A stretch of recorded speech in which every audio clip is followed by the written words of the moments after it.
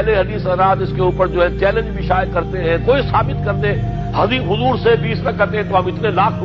ہم بھی کہتے ہیں کہ حضور سے ثابت نہیں ہے، کون کہتا دعویٰ ہی نہیں، یہ تو حضرت عمر کا فیصلہ ہے، حضرت عمر کا فیصلہ، خلیفہ راشد کا فیصلہ، اس کو امت نے قبول کیا ہے، لہذا وہ نظام ہے، رہے گا۔ اور یہی جو ہے آپ کو معلوم ہے، حالانکہ یہاں اکثریت جو ہے وہاں پر وہ اہل حدیث حضرات کی ہے سعودی عرب میں،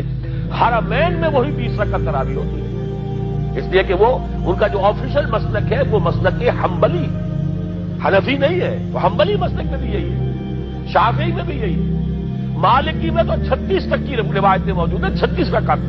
لیکن یہ ہے کہ یہ ہے وہ 20 رکعت تراویح کا معاملہ، اس کی نفی میری بات سے نہ سمجھ لیجیے گا، وہ ٹھیک ہے، حضرت عمر کا فیصلہ ہے۔ پھر یہ کہ یہ آسان ترین ہے کہ عشاء کے ساتھ ہی متصل پڑھ لی،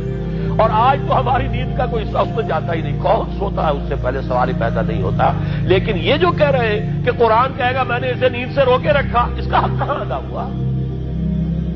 اس کا حق تو ادا ہوگا کہ تہائی ورنہ نصف شب کے لگ بھگ آپ جاگے قرآن کے ساتھ، جتنے